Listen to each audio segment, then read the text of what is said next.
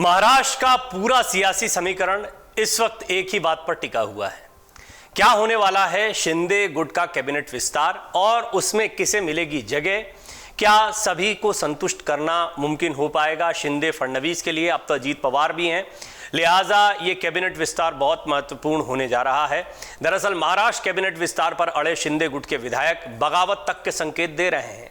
लिहाजा ये शिंदे के लिए बड़ी चुनौती है, फडणवीस के लिए भी चुनौती है। देखिए, शिंदे की स्थिति बहुत स्पष्ट है। जब वो बगावत कर आए थे तभी से उनके विधायकों को उम्मीद थी कि उन्हें ज़्यादा से ज़्यादा मौका दिया जाएगा, अवसर भी दिया गया, बड़ा चढ़ाकर दिया गया, मुख्यमंत्री बनाया गया एकनाथ शिंदे को। देवेंद्र फडणवीस खुद उप मुख्यमंत्री बनने के लिए तैयार हो गए। लेकिन उन विधायकों का क्या जो साथ में आए थे, जिनमें से कई पिछली सरकार में मंत्री भी थे, 8 को तो मौका मिल गया। बाकी के बाट जो रहे थे कि अगले मंत्रिमंडल विस्तार में उनको जगह मिलेगी, लेकिन जगह मिल गई एनसीपी के विधायकों को। उसके बाद में कैबिनेट मंत्रियों का कोटा ही समाप्त हो गया। खबर आने लगी कि अब एक तरीके से बीजेपी ने संदेश दिया, 4 मंत्री अपने हटाने की बात जो आई है, हालांकि इसकी पुष्टि नहीं हुई है, लेकिन फिर भी ये माना जा रहा है कि बीजेपी अपने गुट के असंतुष्ट विधायकों को शामिल करने के लिए मंत्रिमंडल में अपने 4 मंत्रियों को हटा सकती है, नए लोगों को मौका दे सकती है। एक संदेश है अजीत पवार, एकनाथ शिंदे, सभी के लिए कि भैया आप भी इसी फॉर्मूले पर चलते हुए अपने कुछ विधायकों को हटाकर बाकियों को मौका दे सकते हैं। जगह इतनी है, इसी जगह को मैनेज करना पड़ेगा। वहीं एकनाथ शिंदे ये कहते हैं कि राज्य मंत्री का स्वतंत्र प्रभार दिया जाएगा, बचे हुए जो विधायक हैं उनको, ये कहकर उन्होंने अभी तो शांत कर रखा है। लेकिन एक के बाद एक सिर्फ वादों के दम पर विधायक कब तक टिके रहेंगे? ऐसे में बगावत के संकेत मिलते रहते हैं एकनाथ शिंदे के गुट की तरफ से। निश्चित तौर पर मुख्यमंत्री एकनाथ शिंदे की इससे टेंशन बढ़ने लगी है। अब क्या 17 जुलाई से पहले शिंदे कैबिनेट का विस्तार होगा? ये बड़ा सवाल है। इसकी सुगबुगाहट तेज हो गई है और इसके बाद में स्थितियां संभलने के बजाय और ना बिगड़ जाएं, ये भी चिंता का विषय है। इसलिए कैबिनेट विस्तार जो है वो टलता रहा है। महाराष्ट्र में काफी दिनों से कैबिनेट विस्तार की बातें चल रही हैं। सीएम और डिप्टी सीएम दोनों कई बार इस बारे में बयान भी दे चुके हैं, लेकिन पिछले हफ्ते एनसीपी नेता अजीत पवार के सरकार में शामिल होने के बाद स्थितियां बिल्कुल बदल गई। एनसीपी के विधायकों के मंत्रिमंडल में शामिल होने से अब होने वाला नया मंत्रिमंडल विस्तार फंसा गया है।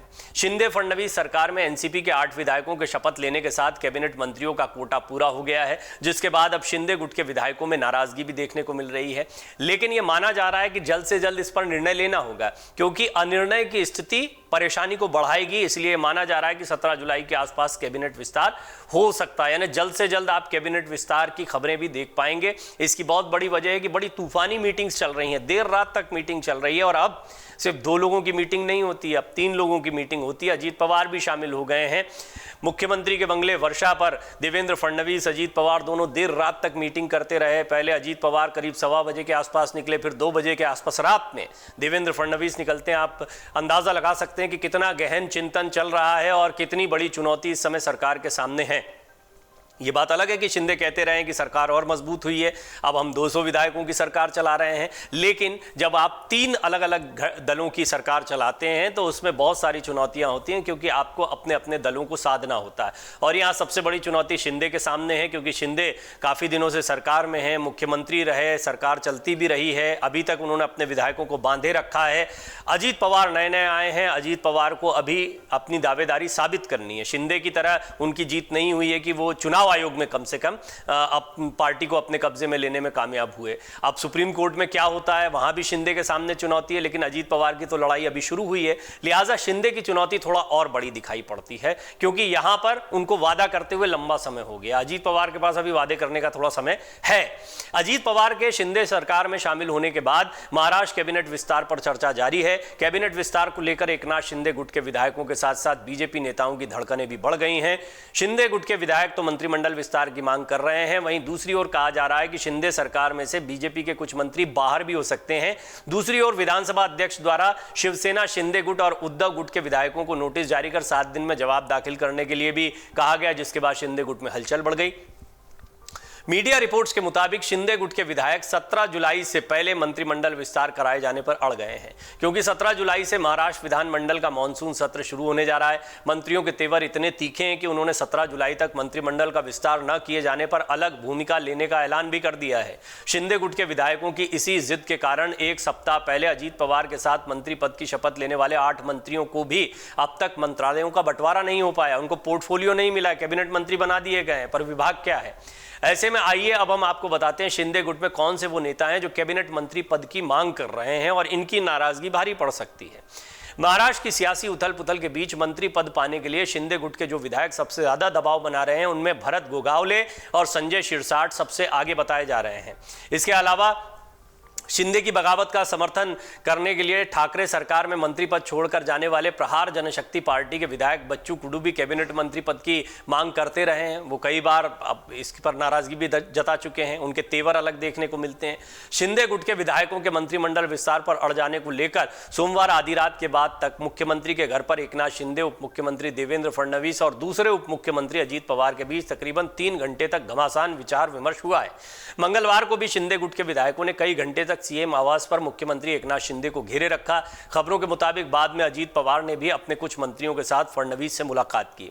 महाराष्ट्र में एनसीपी के नेता अजीत पवार के सरकार में शामिल होने के बाद इस बात के कयास अब और ज्यादा लगाए जाने लगे हैं कि क्या महाराष्ट्र में मुख्यमंत्री भी बदला जा सकता है। राजनीतिक विश्लेषकों का कहना है कि महाराष्ट्र में सबसे बड़ी पार्टी भारतीय जनता पार्टी के साथ अजीत पवार के आने से एकनाथ शिंदे गुट की ताकत कुछ कमजोर होगी। ऐसी दशा में भारतीय जनता पार्टी राज्य में सत्ता के पावर बैलेंस करने के लिए सिर्फ एकनाथ शिंदे गुट पर निर्भर नहीं रहेगी। इस बीच शिवसेना के उद्धव गुट के नेता दावा कर रहे हैं कि अजीत पवार के सरकार में शामिल होने से नाराज शिंदे के विधायक उनसे संपर्क कर रहे हैं। हाल ही में उद्धव गुट के एक वरिष्ठ नेता ने दावा किया था कि अजीत पवार के राज्य सरकार में शामिल होने के बाद से शिंदे गुट के करीब 20 विधायक उनकी पार्टी के संपर्क में हैं। एकनाथ शिंदे इस पर स्पष्टीकरण दे चुके हैं। वो कह चुके हैं कि ये अफवाहें हैं, मेरा इस्तीफा देने की कोई योजना नहीं है। दूसरा, हमारे विधायक हमारे साथ बने हुए हैं, ये उद्धव ठाकरे के संपर्क में नहीं है, इस तरह की खबरें उड़ाई जाती हैं। ये बात एकनाथ शिंदे कह चुके हैं। ये बात सही भी है कि राजनीतिक रूप से बयानबाजी होती है, लेकिन जो सामने दिख रहा है उसको नजरअंदाज भी नहीं किया जा सकता है। शिंदे गुट के साथ जो विधायक आए थे उनकी जो उम्मीदें थी वो पूरी नहीं हुई, इस बात से कोई इनकार नहीं कर सकता है। और चुनौती और बढ़ गई जब अजीत पवार भी शामिल हो गए हैं। निश्चित तौर पर अजीत पवार शिंदे की सहमति के बिना शामिल नहीं हुए होंगे, लेकिन शिंदे एक तरह के दबाव में दिखाई पड़ते हैं। शिंदे पहले अजीत पवार का विरोध करते रहे, शिंदे एनसीपी के खिलाफ बोलते रहे और यही सब बातें बोलते हुए वो उद्धव का साथ छोड़कर बीजेपी के साथ में शामिल हुए थे। अब उन्हीं अजीत पवार के साथ काम कर रहे हैं, वही अजीत पवार उनके डिप्टी सीएम बन गए हैं, सीएम के दावेदार बताए जाते हैं। तो निश्चित तौर पर शिंदे पर एक दबाव देखने को मिल रहा है।